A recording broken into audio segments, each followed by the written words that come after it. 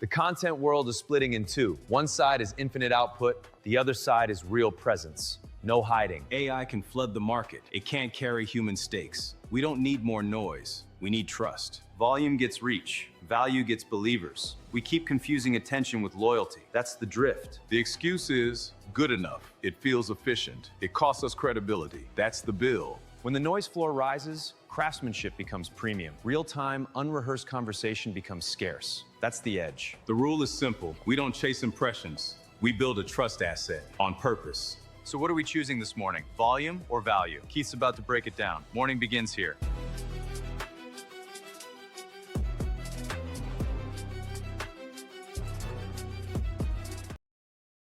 All right. Woo! Feel better. Okay, so before we get to this monologue this morning, I got to show you guys something which actually made me kind of giggle today. So we have this team of characters in our universe. We got Frankie, we got Tommy, we got Sophia, we got Maya, we got Sterling, Preston, we got a whole gang of correspondents around North America that are slowly, coming to the market. And I woke up this morning and on my LinkedIn feed, I saw a picture that I didn't know was posted. True story, actually. So apparently, and my team will giggle at this too, because I don't think they knew this either. But hey, Neiman, just a heads up here on LinkedIn, Frankie's out posting pictures. There's a picture of us at the production meeting here this morning before the show. Whole team. And yeah, I had no clue that they I had no clue at all that I got up and I saw a bunch of likes and comments. And I was like, oh, where'd that come from? I'm like, oh, who knew that the team is posting pictures of us without even Neiman? I got no clue what the hell's going on. Yeah, I know. Keith and Keith are in the picture. It's actually quite, I don't know what to say. I don't know how all this works, except that, yeah.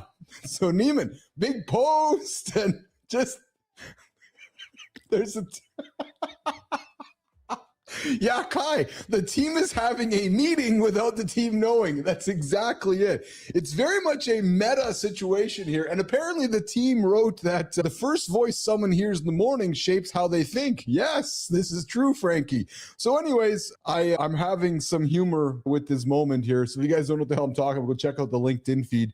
Apparently the Handsome Chief posted something yesterday on behalf of the team that I didn't have any clue was being posted. So thank you, Frankie, Tommy, and the entire gang. And what's crazy, you guys, is if they look at that picture, like look at the picture, anybody who's observing us right now, Melissa, would have no clue that this is real. Every pun intended. Yeah, like it's actually a real image of us in the studio. It's incredible to me. Thanks, Jimmy. It's actually incredible to me. Look at that. Like we're here in the fucking studio. Yeah. And what's incredible, you guys, and I'll just offer some actual truth here. Here's some truth. None of that exists. Like the whole thing is not real. But yet, anybody seeing that? Hey, mom, hey, dad, you would think that that is real. Like it's unbelievable to me. Yeah, there you go. Mornings in the lab with Keith, John, and friends dropping craziness on the show here this morning with our characters posting content that we didn't even know about. All right, hey guys, the market is flooding and trust is becoming a luxury. Maybe live is the new status. Maybe trust is the new status. Maybe live is the new status. Because as we continue to move forward, into a world of synthetic, AI generated, whatever kind of content we want to call it, the content world is unequivocally splitting in two. You get the one side, and we're already seeing it, the AI generated infinite output. Now, near zero cost production. How do I know? Well, just watch the show, right? We can make stuff just infinitely, creatively, very little value. And then on the other side, you got the scarcity. Yeah. How many folks doing live shows? That's my point. The human stakes. You get the real-time presence of being live, right? The new status. It's difficult to do a live situation, right? And then you got many folks saying that, well, you got that volume will win the reach. I can make just content so inexpensively, so cheap, and then I can just blast it. Yeah, and perhaps there's some truth to that, but maybe value wins the trust. Maybe that's where the trust is won, in the value, by the live conversation, maybe 2 minutes at a time, 3 minutes at a time, 5 minutes at a time. What I'm going to say next still, what's the word I'm looking for? It still humors me. I'll speak to folks with podcasts, and truthfully, folks will say to me, yeah, but Bilous, you only had a few hundred people show up for your show. Or I only saw low numbers concurrently. Fair comments. How many people actually downloaded and listened to your recording? That's the problem, is that we don't know, or it's fake, or it's whatever. Because maybe if we reframe value as a live presence, that is how we will continue to win trust in the future. Because every time a technological leap floods the market with good enough, look at the internet. Remember when the internet came out, guys? Something interesting happened. All the noise rose. Oh, we all got to get websites. We all got to go and just get on the internet. I remember when all that happened, right? It was the .com boom, bust, boom, bust, boom, bust. And then what happened over time is that the craftsmanship of what you got during those early days of the internet, it became a premium. Think about it. Remember when Blogger and all those original blogging sites exploded? Well, what happened? Great writing, it became more valuable. We saw it. It was so easy to create a blog. It was just like, oh yeah, I can create a blog.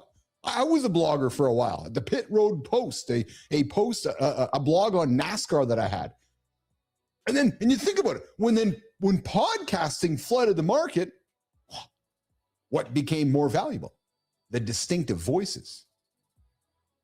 In a world of noise, the distinctive voices were the ones that stood out, right? And here's what's happening, guys. AI is about to raise the noise floor one more time. Yep, true story. Think about it. And it's just a repeat of the past, which means live, human-led, unrehearsed conversation is about to appreciate. I know you've been hearing me say this for days, for weeks, for now years. And not because live, human-led, unrehearsed conversation is trendy. No, it's because it's scarce. Think about this. And scarcity is what turns an asset into a luxury. So some would say what we are doing right now is a luxury, and I want to frame that. You get me, you get John 2 hours every single day, Monday to Friday.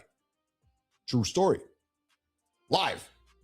And then you can get me and get John and the rest of our content in a world of AI-generated replicas, clones, versions of me that aren't really me. But if you want me real and live, it's coming to the show Monday through Friday. And that's where that scarcity turns the asset of this conversation into a luxury.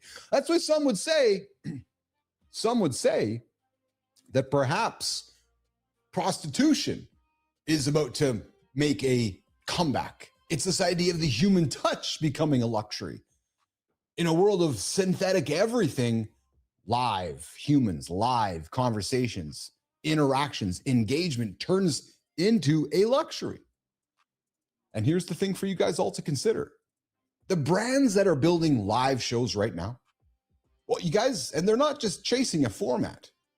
No, they're investing in a trust asset that appreciates as the synthetic content expands.